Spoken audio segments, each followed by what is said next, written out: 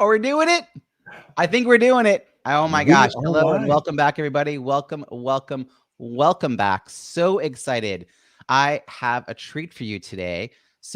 I have released a book, as you all have probably heard about, and I've gotten such amazing feedback. And I've started to reach out to some of the entrepreneurs who were kind enough to write a review and notably post it on Amazon, which I can't even tell you how hard that second part can be as an author to get people to actually follow through.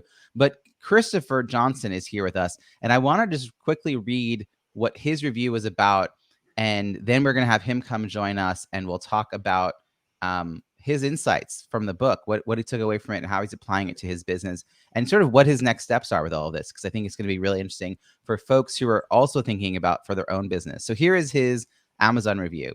Christopher Johnson says, "What I enjoyed most about the book were the stories that illustrated the points. The stories about clients and Robbie's experiences gave me a feeling of connectedness. My most valuable takeaway is the iterative process approach." And this is the part that I love. "There is no set it and forget it to being an entrepreneur, or providing value to existing clients and identifying new clients. One thing I will do differently as a result of the book is having more conversations, growing my network, and giving those, quote, rides to the airport." I love it. And please join me in welcoming Christopher. Welcome. Robbie Samuels, how are you? I'm doing awesome. I almost said welcome to my yet to be named live, because I'm still in an experimenting phase and I don't want to spend energy branding something quite yet. But they've been a lot of fun, and I love sort of hearing people's reactions because I think it helps other readers also sort of take that in.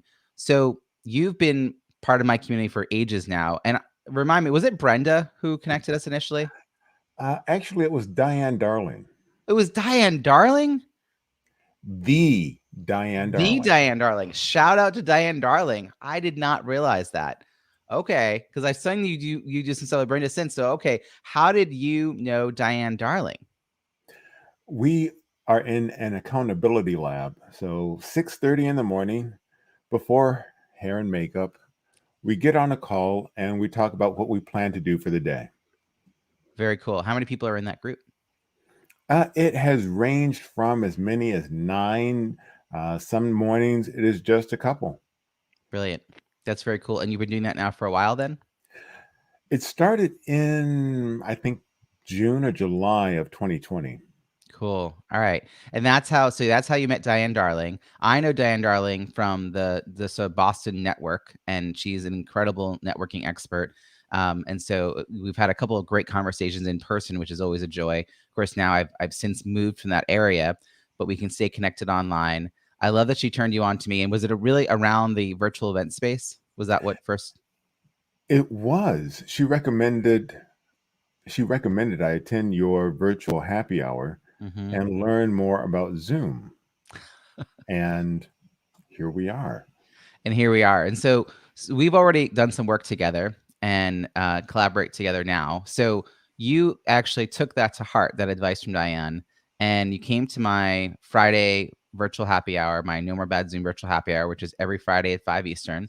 And then you saw that I was doing this group training called the 5% Advantage program. Why did you decide that was the thing for you? Because I had a client and I needed to learn how to provide the services that I already said I could provide. That's when you say, someone asks you, I've done this. Some people say, "Can you do this?" And you're like, Yeah. "Yes." Okay. Now I got to figure out how. So you went through that training. You became, congratulations, a certified virtual event professional. Hashtag No Mhm. More Bad Zoom. And I've been hiring you, subcontracting with you to help serve my clients. I just actually made a referral to you yesterday to someone in my network who was looking for support as a Zoom producer. So congratulations on building that as one of your revenue streams. You also have this amazing voice, and we know you also as a voiceover actor, doing audiobooks and the like. Um, you have a lot of talents, and I've gotten to know you and know that's true. I also know you've got a pretty amazing network. You're really tied into the TEDx community. So when you were approaching the book, so my second book is about about launches, about revenue, about revenue generation ideas. What sort of caught your eye as you were reading this book?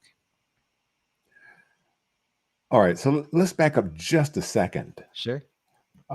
With that first client where I took your first No More Bad Zoom certification, I started a business at that point. It's like, all right, got a client, got a business. Then it was I got a business. Now what?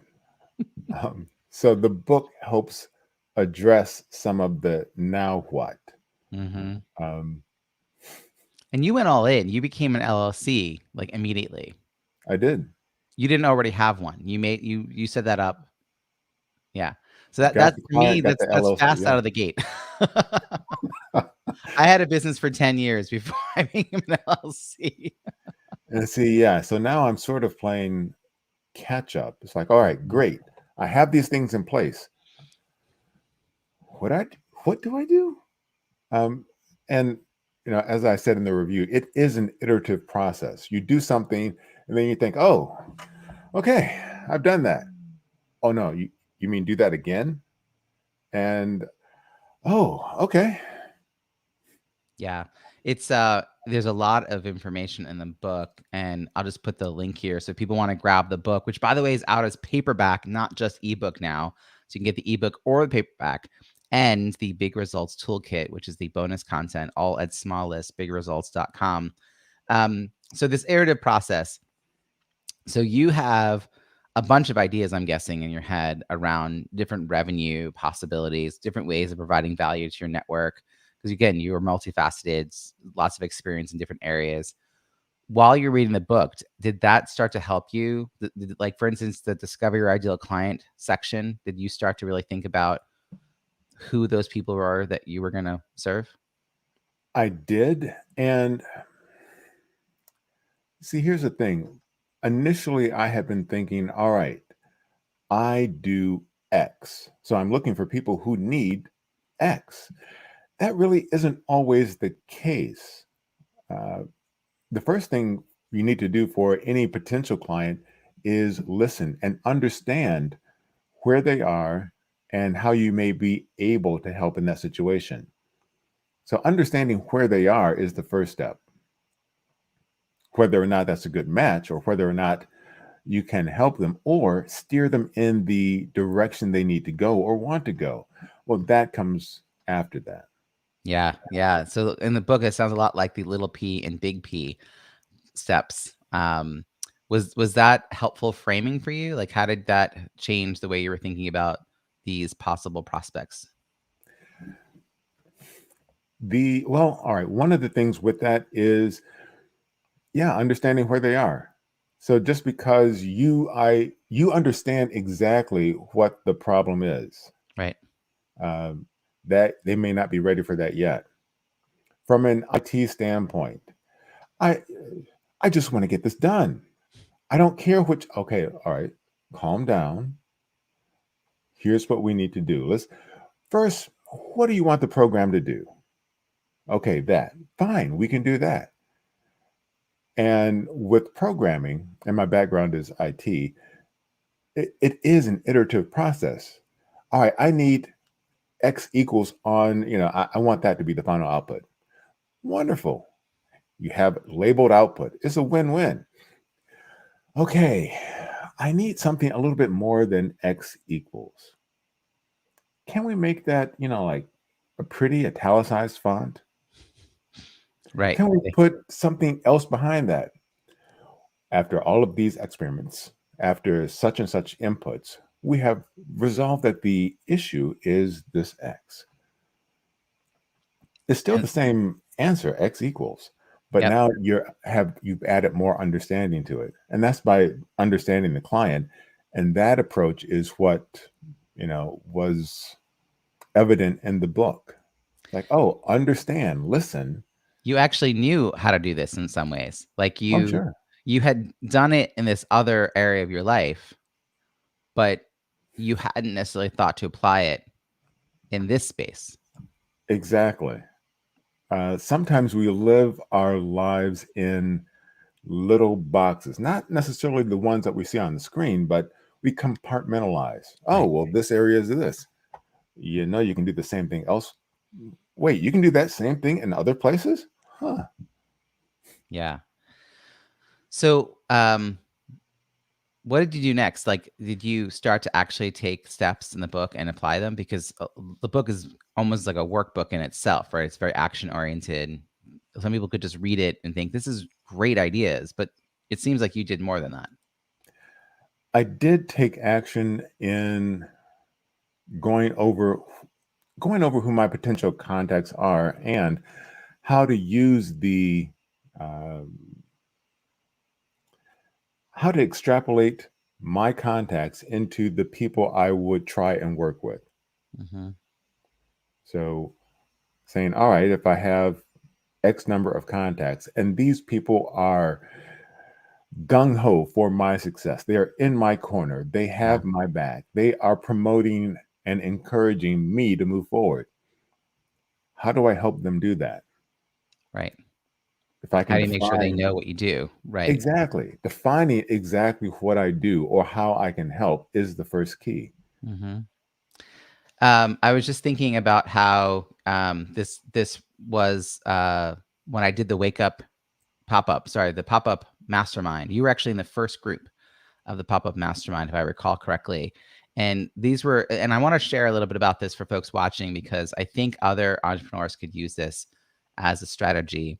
I had done lots of research calls over the years, which led to this book, but I wanted to vet the content and particularly these exercises that I'd had put in the book. So even before the book was to market, I invited people to take action by doing the Wake Up Your Network workbook, which I'll just repeat that you can get that in a toolkit that is available right at that link that's going by your screen, Smallest Big Results.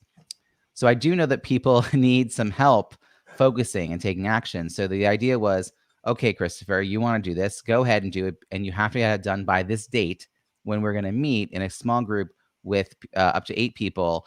And we're going to spend 2 hours answering questions you have and everyone else has about this process. So I just feel like that got you to really focus and take some initiative around this. And I think it could be useful for other entrepreneurs who are trying to get people to take action. We don't want people just to read our content, but to actually do something with it. From there, though, you still, I mean, you have, like you said, you built a business, but now you're trying to figure out how to make it into actually a business, right? Like the LLC was like the start, but for you, you're like backfilling. You then heard that I was doing a training and you were drawn to come to this 3-day training. What were your aha moments now that you've dealt with the content in some way, you've started to work with it? How did having a training following the book's release help that start to crystallize in your mind? It helped organize a framework or a mindset where I could not try and tackle the whole thing, but look at one small piece and keep going and going with that small piece. All right, this is done. Okay, well, the next step is this. And not overthinking it because, well, sometimes people fall into the category of overthinking as a superpower. It's really not. I love that. And by the way, we do have our heckler. So here's Jen. Hey, Jen. she's she's got all this. Look, she's paying attention though. She's like documenting what we're talking about. So thanks for being here, Jen. So so you went through and tried not to overthink it. Um, you knew because you were part of the pop-up mastermind that I was going to be offering this bigger program. And before you even had the full details of the program, you just knew I had mentioned it in sort of passing a bunch of times. I had talked about being 10 months in a mastermind format. You basically said to me one day, I'm going to do that with you. And I didn't jump for joy because I was like, okay, I don't even know if he knows what he's signing up for. I was like, that's great. Now we should have a conversation about what it is and make sure it's a good fit, which we did do.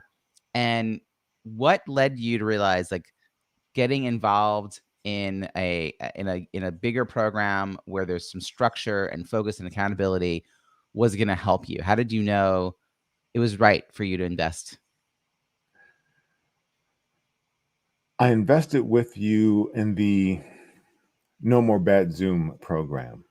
And that has paid for itself 10 times over, not only from work that you've referred to me, but through other organizations where I've been able to uh, serve them, satisfy their needs. And I thought, well, if I invested this and the returns were that, if I get a better handle on how to structure the businessy part of my business, how to have an iterative process where I can not only understand my customers' needs today, but identify and understand customers' needs down the line. Sign me up. Yeah, it's smart. I mean, a lot of people who are just getting started. I mean, for you, I'll put you in the bucket of people who are really just kind of digging into business being the main way they earn a living. They get really excited about a service or a product or something that they know they can offer. And they go about building that and then trying to sell that. And then they discover that it's really hard. If people don't know you, if they don't know your value, if they don't know they need this, which is often the case, but you're sidestepping a lot of the potholes or minefields even that are laid out in front of all of us as we go to build a business. And I really have a lot of admiration for you for just believing in yourself and believing that you can do this, because I do think mindset is such a big part of this. Why are you like you like, even before we got on the call, I said, are you nervous now that you've invested in this program with me? And you said not yet. How how is the mindset working for you? Is it just that you've seen it work once before? You know you can do it. You believe in yourself. You believe that you'll learn from me. Like, why are you not, holding yourself back, which I think a lot of people do?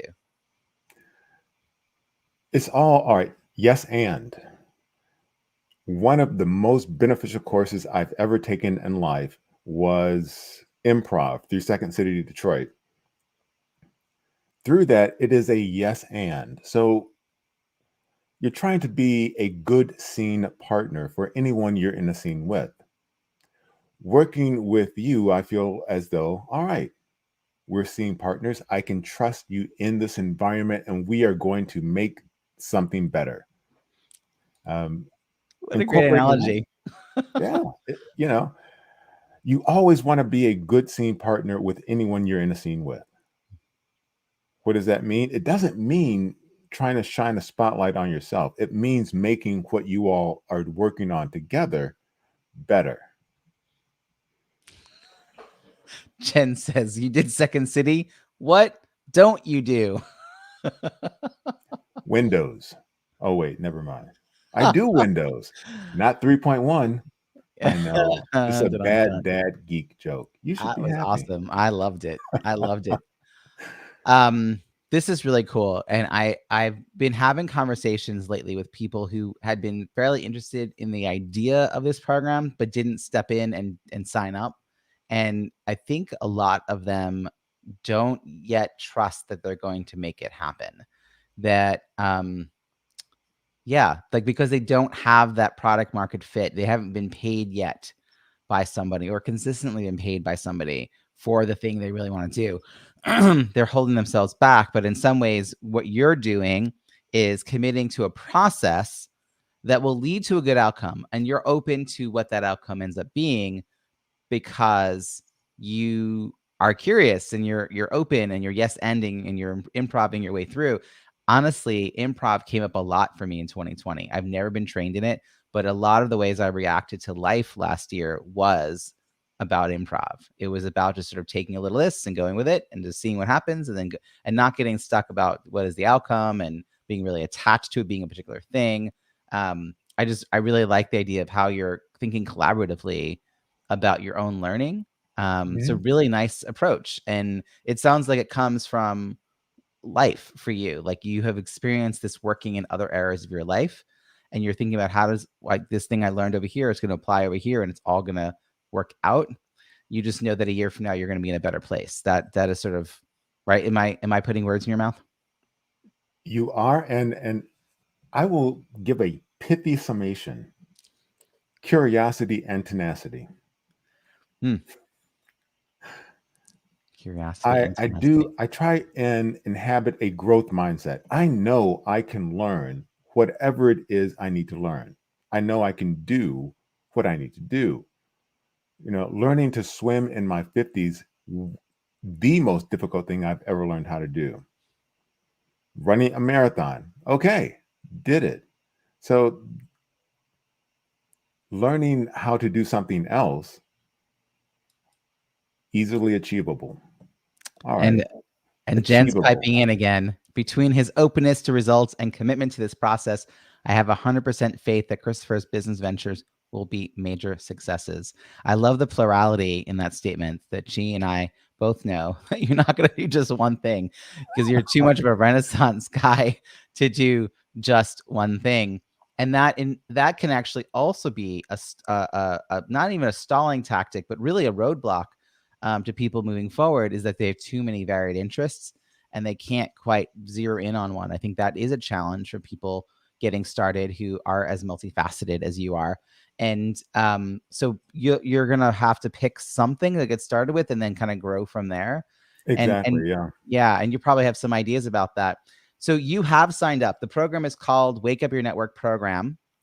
And it is a year-long program that includes 10 months of masterminds and 2 one-on-one calls, a kickoff call. And I'm actually going to announce here that we're also going to be creating, myself and my team, we're creating these short little video clips that is a lot of the content that I shared over the weekend, but in like 3 to 5 minute little bites. And we're going to make that accessible to people in the program so that you can easily reference back to a certain point. So you don't have to go dig through, 6 hours of content from that replay. So we're going to be making that and sharing a lot of that on social as well, but organizing it for you to access. And that may end up becoming a second option for me to lead people through something. Like one of the things I'm working on right now, and I'm trying to reach out and talk to people who have shown interest but have not yet, said yes to this bigger offer, because it's a 5-figure offer. It's a big offer. So something about 12 weeks to your irresistible offer, the idea that we can spend 12 weeks together and help people kind of figure that out. And if we do that early in the year, you and Penny will get to go through that as well, just that you can, have that sort of more formatted and focused experience, which is sort of a little bit of what we're doing. We're letting you be a little looser with it in a mastermind format than a training. But like you said, it's an iterative process. You just keep listening and keep learning. I would love if there's anything else that you thought was a highlight of the book or of the training, the content that you want to sort of underscore that we haven't yet talked about. I want to give you space to do that before we think about sharing the mic back to you about other things. One of the things that you mentioned in the book and that I mentioned in my review, rides to the airport. So explaining what rides to the airport, the way you covered it in the book, you set up sort of like an office hours where people could come by and ask questions. You were helpful before there was a offer for your services. Providing that sort of help it engages you and connects you to a community. Yeah, it is this idea that if you had access to a car and the time to drive someone to the airport and they asked you and they were close contact of some kind that you thought, yeah, I want to help them out, that you would offer. And then over time, you'd become known as the kind of person who's always giving. So if you needed a ride to the airport, you would get driven, but often it would be by someone who had never been driven by you. Like it would be someone who witnessed that you're the kind of person who gives. So I am always trying to think about how to show up and add value. That is sort of become a mantra for my business. And I saw a note from Jen in chat about being terrified of succeeding and thinking small. I have a little note attached to my desk here that says, I have enough, I am enough, I choose to live with abundance. I am enough, I have enough, I choose to live with abundance. So every time I start to have that scarcity minded, shrinking myself kind of feeling, I want to remind myself of that, because if I think small, then I also lessen the impact that I can have in the world, which means people aren't going to get the help they need. And in 2020, I could have done that. And then there was 40 people who got to go through my initial version of that 4-week program to learn about how to use Zoom. They wouldn't have gotten that. And they all went off to build businesses and become professional speakers in the virtual space, et cetera. So I don't know, like don't shrink ourselves, right? Because we want to support other people. I know that's what you're here to do as well. You're going to be finding lots of ways. You already do by offering value. You're just so supportive. All the times people have needed another body in the room for their video recording.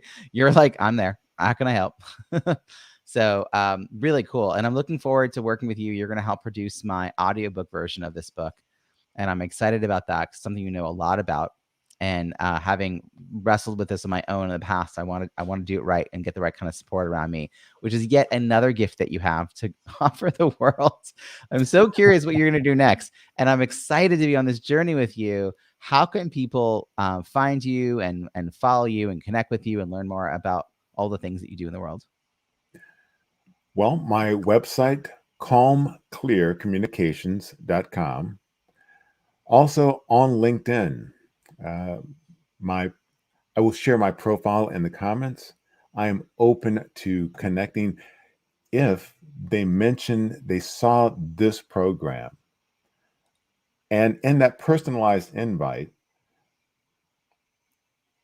tell me one thing that you took away from this viewing, whether it was live or whether it was on the replay.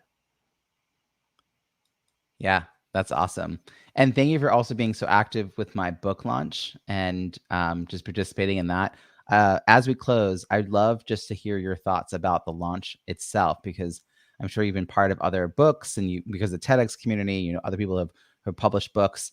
What was your sort of takeaway from that experience of being on the inside? You know, it was a lot of fun because of the community that was involved. So there was never gee, I'm reading this book and well, I don't know if my reading this book or writing a blurb is going to do anything. There was never that feeling because there was an active community. Hey, the book launch is coming. You want to be a part of the book launch. And let's do a review. Let's also include somebody who's, oh, I don't know, a librarian who can facilitate these sorts of discussions. Yeah, book And club. having those discussions, having that community is like, oh, that's an insight I would not have gotten. Huh. Well, when you put it like that, it was a book club for a single book over a short period of time where we could all exchange, collaborate, and pollinate ideas. Yeah, content and connection. That's a really cool summation. Thank you for sharing that.